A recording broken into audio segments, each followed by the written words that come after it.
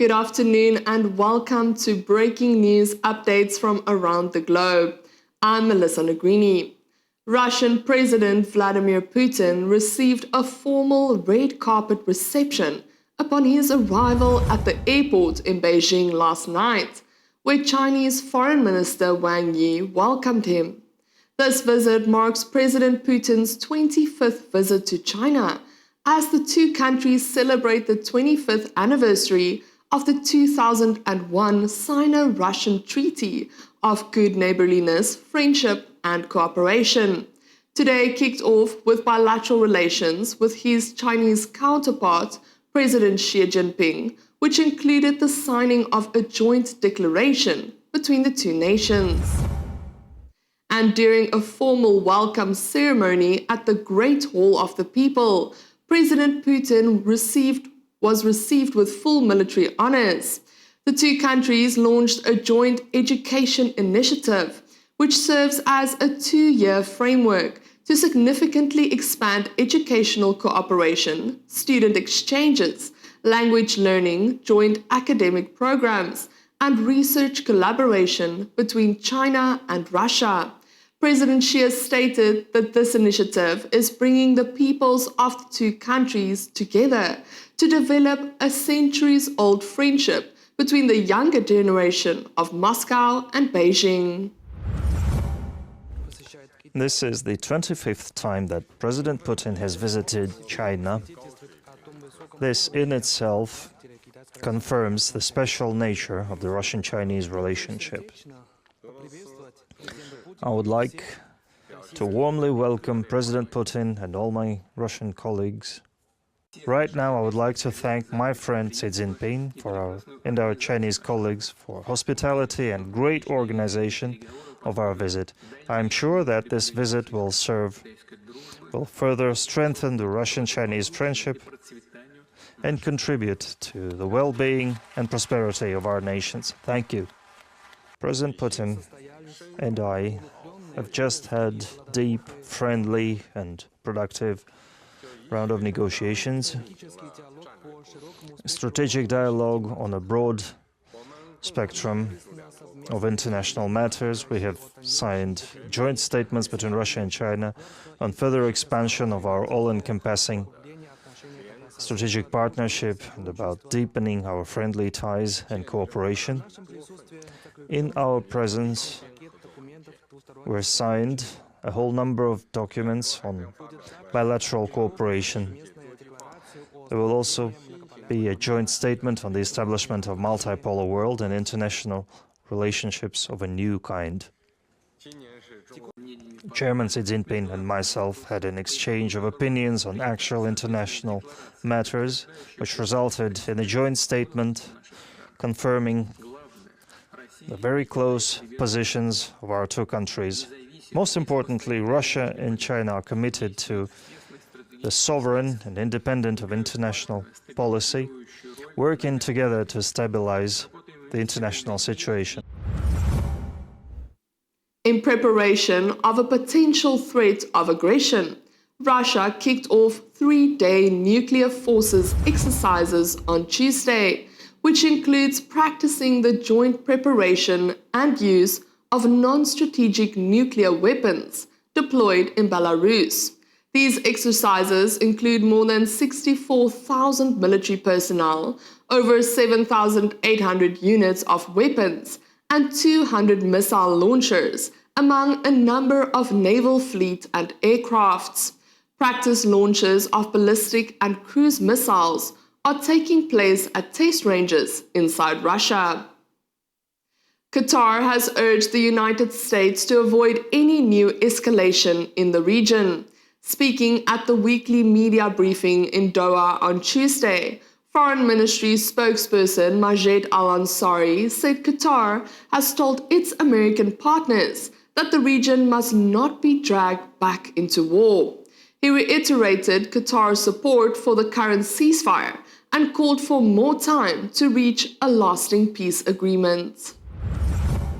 Our position has been stated to our partners in the United States regarding, first of all, the the wish of the region not to be engulfed again in war, and to stave away any escalation that would be immediate effect on the peoples of the region as a whole. If you look at the general statements coming out of the region, I think there is a clear solidarity in supporting the mediation led by Pakistan, but also supporting the ceasefire in place, and giving the diplomatic channels a chance for further discussions that might lead to an agreement. And obviously, on the bilateral side, on the national interest of Qatar, I'm sure that His Highness stressed in all his calls to international leaders, including President Trump, the importance of opening up the Strait of Hormuz for navigation. The freedom of navigation of the Strait of Hormuz is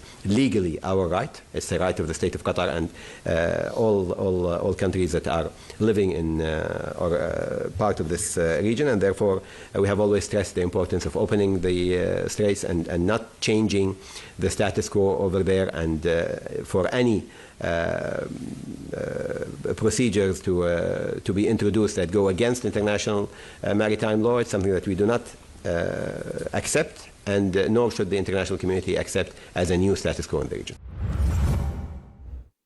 Standing at the construction site of the new White House ballroom, President Donald Trump delivered remarks on the situation with Iran.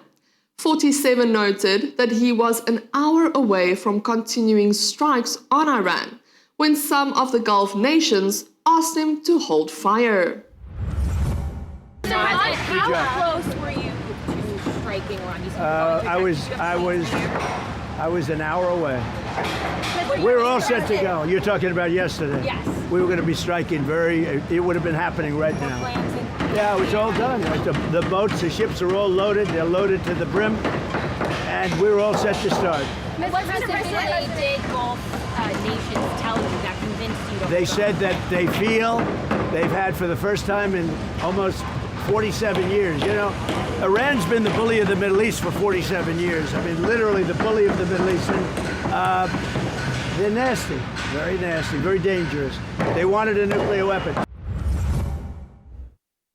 Yesterday was Vice President J.D. Vance's turn in the White House press briefing room, standing in for Press Secretary Caroline Leavitt while she's on maternity leave. Before taking questions from reporters, Vance jokingly took out a list of media outlets to avoid during the session.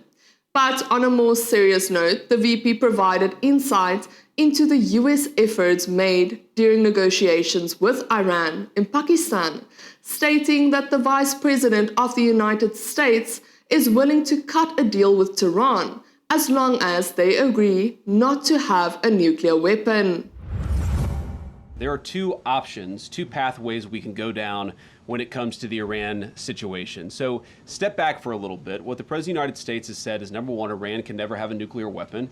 And I think it's important for the American people and all of you to appreciate that when we say that, it's not just that Iran cannot have a nuclear weapon, it's what would happen if the Iranians did get a nuclear weapon. We know that a lot of nations all across the Gulf would then want their own nuclear weapon, and then a lot of nations all across the world.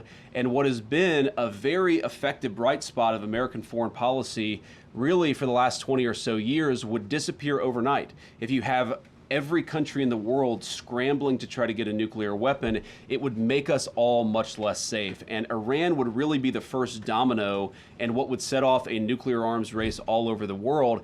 Now, what we did here is that we effectively degraded their conventional military capability.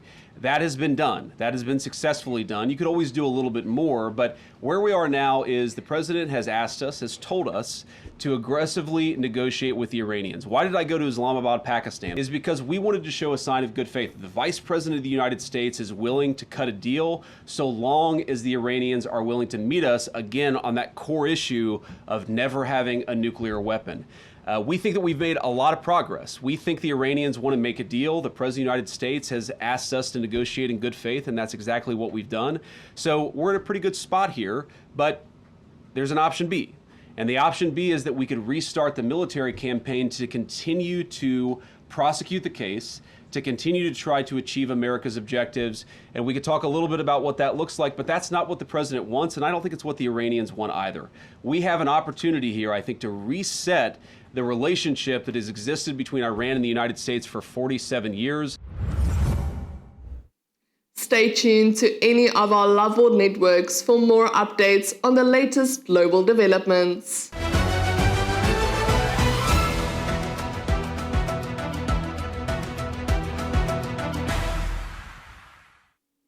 And now we move right into more updates from around the globe.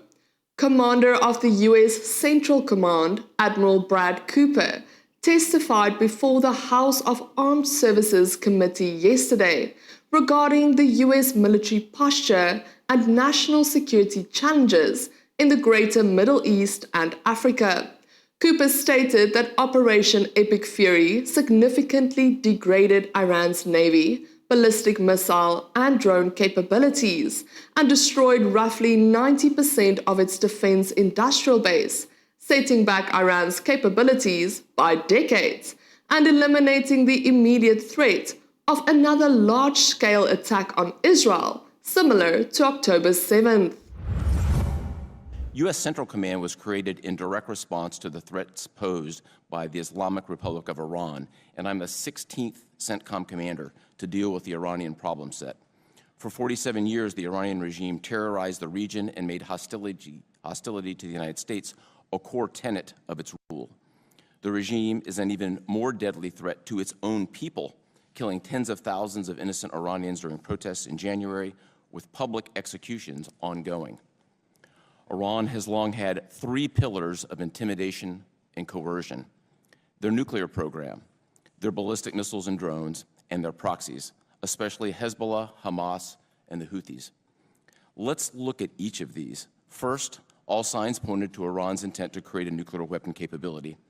And then to protect their nuclear program, Iran built thousands of ballistic missiles and drones, and they did it for two reasons: to create a shield to make their nuclear site untouchable, and to create an offensive capability so large that regional partners couldn't possibly defend against it. Along the way, their proxies did Iran's dirty work across the region. To directly counter this accelerating Iranian strategy that we all saw, the U.S. military was directed by the president to execute two significant operations, and here are the results.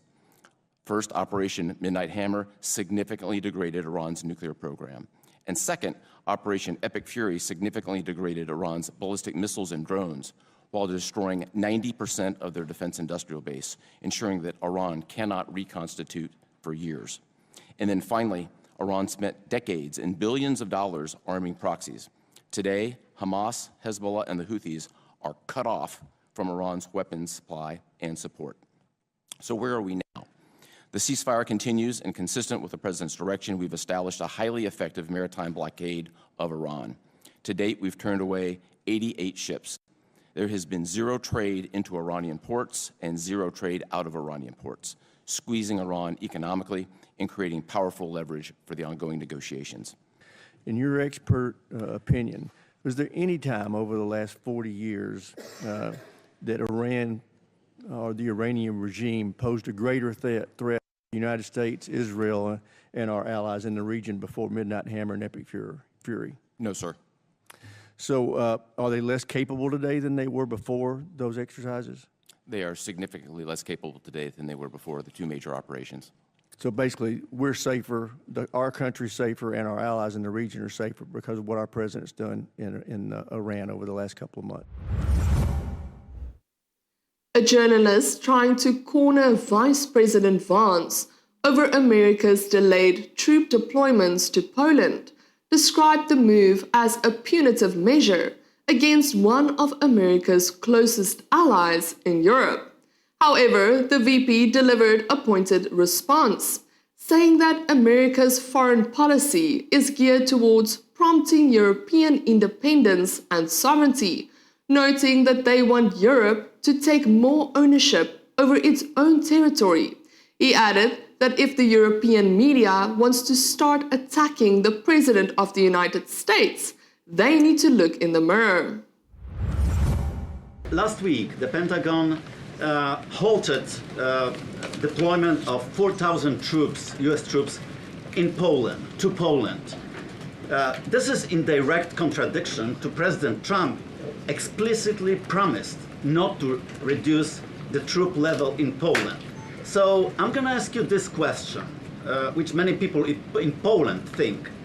Why are you rewarding Putin and punishing your best ally in Europe? Well, first of all, I'd say there's been no president who's done more, frankly, to ensure that Ukraine survived the invasion of Russia than Donald Trump. As he famously said, Obama gave him sheets, I gave him javelins, and it was those javelins that ensured that Ukraine still has its territorial sovereignty. What he's also said is that he wants to pursue an American policy that focuses on the interests of the United States. And part of that foreign policy is not to reward Putin or not to punish a country like Poland, which we love. We love Poland, we love the Polish people. No. What we're trying to do, what our foreign policy is geared towards, is promoting European independence and sovereignty. We want Europe to take more ownership over its own territorial integrity. We want Europe to step up in a big way. Now, I think you said 4,000 troops. We've not reduced the troop levels in Poland by 4,000 troops. What we did is that we delayed a troop deployment that was going to go to Poland. That's not a reduction. That's just a standard delay in rotation that sometimes happens in these situations. But here's the fundamental problem. Poland is capable of defending itself with a lot of support from the United States. We're not talking about pulling every single American troop out of Europe. We're talking about shifting some resources around in a way that maximizes American security. I don't think that's bad for Europe. That's encouraging Europe to take more ownership. The United States cannot be the policeman of the world. We want to be good allies. We want to make sure that our troop presence promotes regional stability in Europe. The president has not said, though he could, the president has not said that he's taken all of the troops out of Europe, but Europe has to stand on its own 2 feet. And that's something that he's been consistent of, frankly, not even since the beginning of this administration, going back to the first administration, is we have got to have more sovereignty and more of Europe standing on its own 2 feet. That will continue to be our policy in Europe. We'll now be going for a short break. Stay with us as we bring you more updates from around the globe.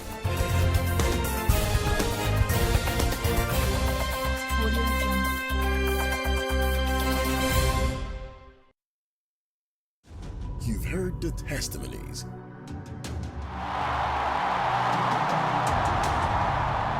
You've seen the demonstration of the supernatural.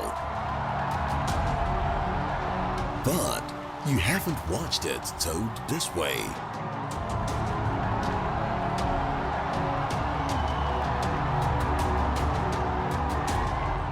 Do you believe in miracles? Updated edition. You're free from it.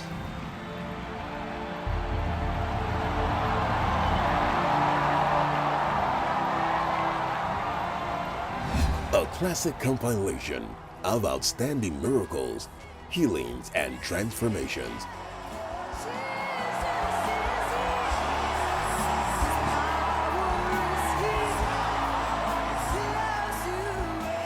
Relive the unforgettable meetings where lives were changed in moments. Do you believe in miracles? This is an updated edition, so you can get it for yourself. Do you believe in miracles? Updated edition. Now available on the Pastor Chris Digital Library. Get your copy today. Also available on other video formats. To place your order, please call the number now displayed on your screen. Hurry now. He loves you and wants you well.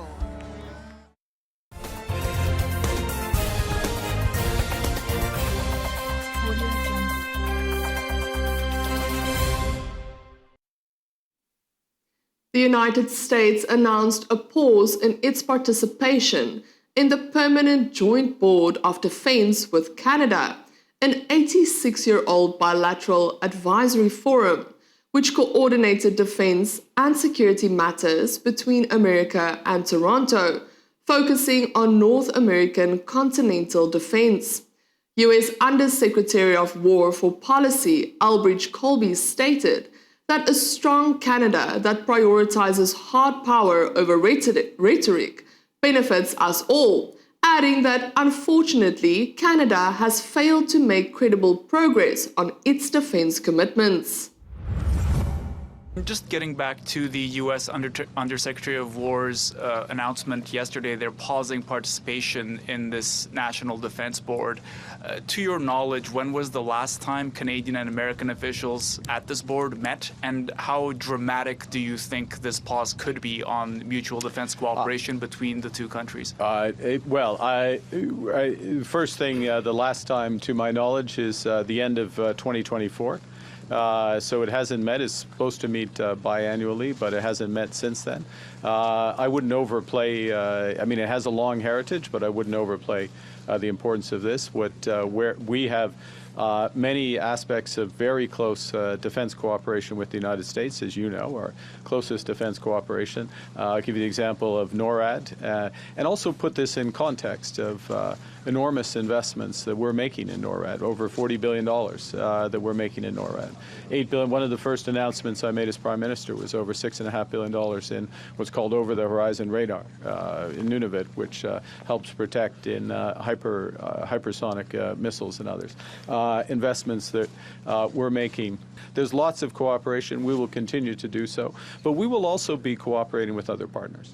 And diversifying our defense cooperation, as we should as a member of NATO, and lastly, as we should in critical areas such as Ukraine, where it's outside of direct NATO responsibility, but it's consistent with our values as Canada, and it's consistent with the values of a vast number of our partners. Indian Prime Minister Narendra Modi is on a 2-day official visit to Rome, marking the final leg of his 5-nation tour. He arrived in Italy on Tuesday, where he was received with a ceremonial welcome at the airport. Modi dined with Italian Prime Minister Giorgia Meloni last night, after which the two visited the iconic Colosseum. On the agenda for today is bilateral talks, a meeting with Italian President Sergio Mattarella, and a working lunch with senior executives from leading Italian and Indian industry groups to discuss trade, investment, and economic cooperation. The trip aims to strengthen India-Italy ties and to boost partnership on the India-Middle East-Europe economic corridor.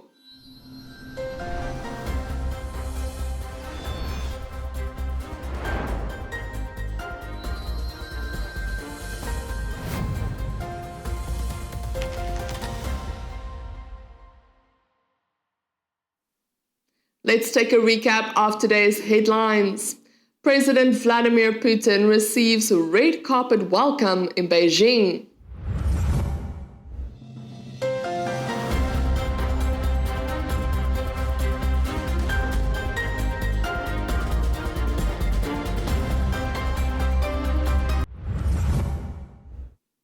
President Trump says the US was 1 hour away from striking Iran. How close were you to striking Iran? I was an hour away. We were all set to go. You're talking about yesterday. Yes. We were going to be striking it would have been happening right now. VP Vance says Europe needs to step up in a big way. There's been no president who's done more, frankly, to ensure that Ukraine survived the invasion of Russia than Donald Trump. As he famously said, Obama gave him sheets, I gave him javelins, and it was those javelins that ensured that Ukraine still has its territorial sovereignty. Indian Prime Minister Modi in Rome for final stop of 5-nation tour.